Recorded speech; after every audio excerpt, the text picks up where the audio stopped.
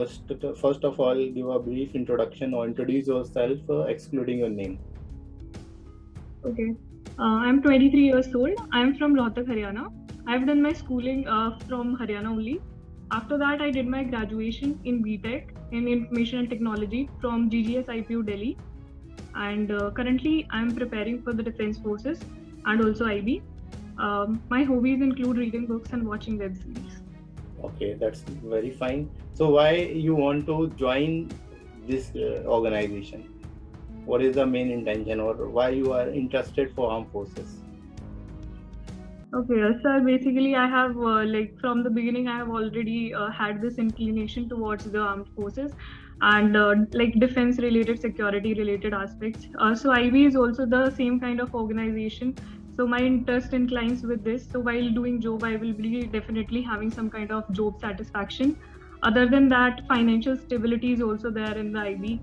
So that is one thing. And also, I would be I have lived in so many different places throughout my life, so I would be able to explore to many different places, different culture, and I will get a lot of exposure, and I really like that. So I think I would really love doing my job, and that's why I want to join IB. Okay, that's good. One of your hobbies is watching OTT platform, right?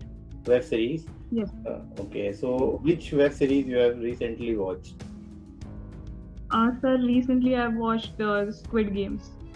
Okay, so what did you learn from that web series?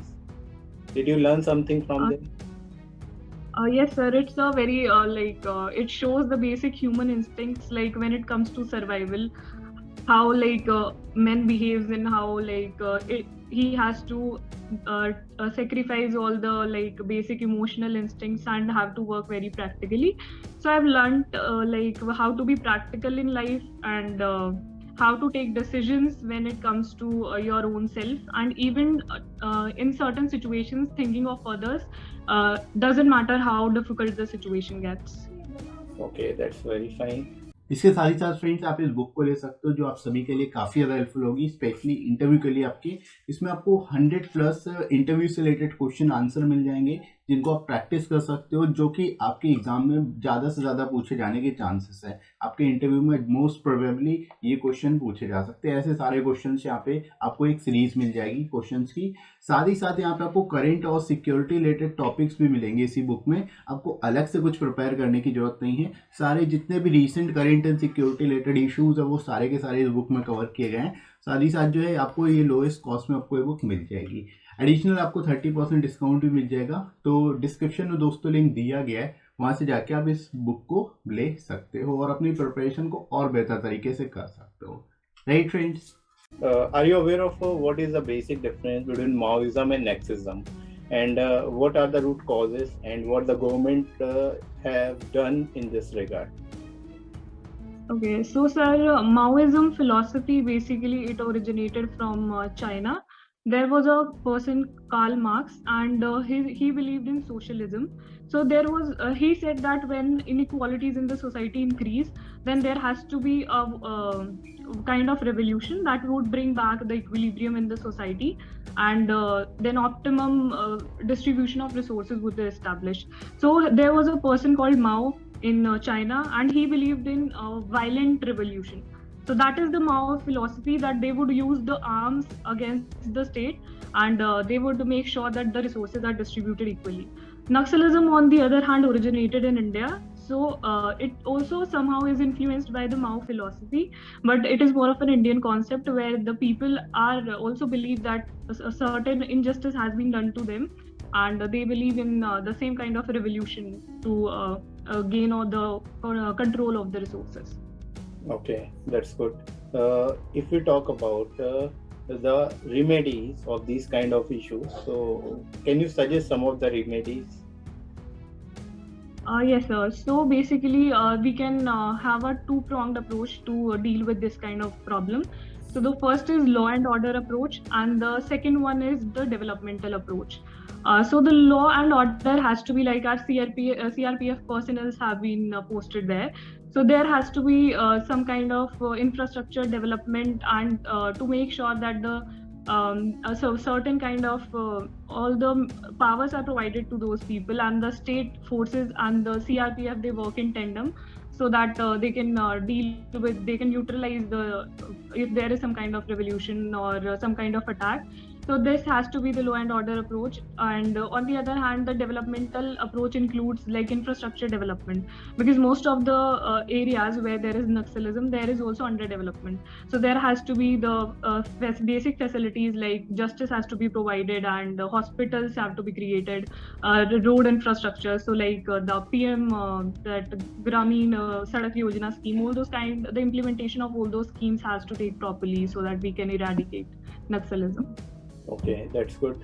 Are you aware of what is cryptocurrency, and what are the latest legislation with respect to that, or what are the steps that are being taken? Okay, so sir, cryptocurrency, basically recently our finance minister Nirmala Sitharaman, she said that it is a misnomer. So cryptocurrency is not a currency, but it is a kind of a digital asset.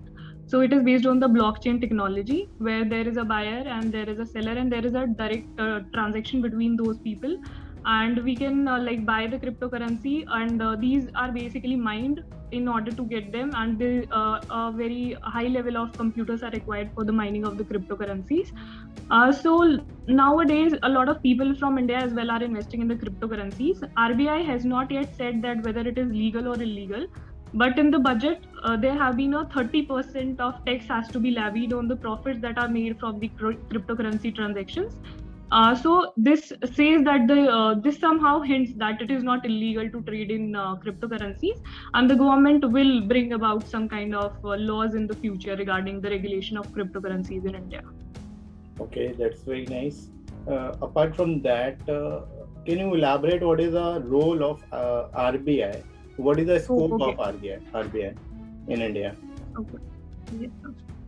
So sir, RBI is our central bank. It was established in 1935. So basic function of RBI is to control our economy, to take care of our economy. Basically, there can be two measures. There can be the fiscal policy or there can be monetary policy.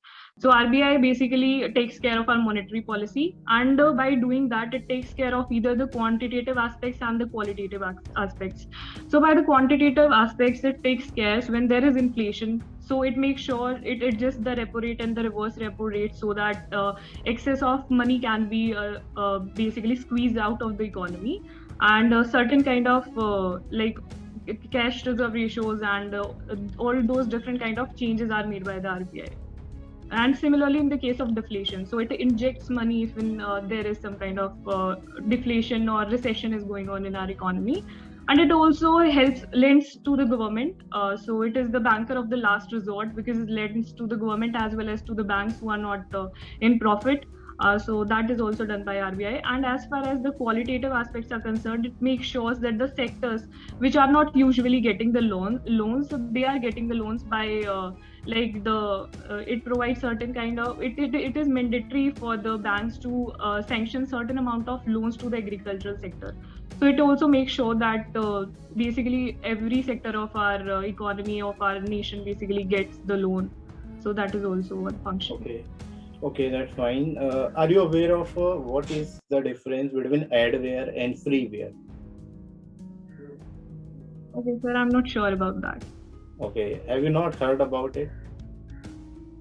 So maybe like if we use some adware, then ads would be there, and if there is freeware, I think there would not be some kind of ads. I'm not sure about that. Okay, no issues. What are your intention with respect to this job? And suppose you are not selected in this job, then what will you do? Okay, so sir, my intentions is like I've already told you that I would be able to go to different places. So I would be able to like get a lot of exposure and to meet new people, and like all those kind of work really excites me. I like the adventurous kind of work. So like I see that I can also contribute to our nation, to the security of our nation and the security of our citizens in some way.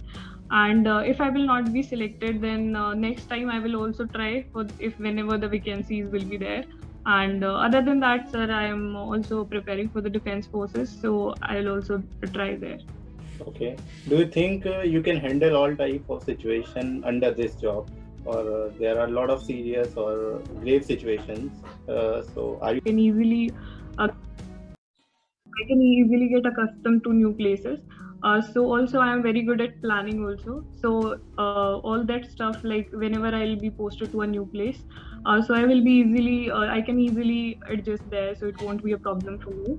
And after that, like planning the stuff and everything, I can do that as well. Other than that, sir, training will also provide some kind of insights, and I think I'll be able to do well. okay? That's good.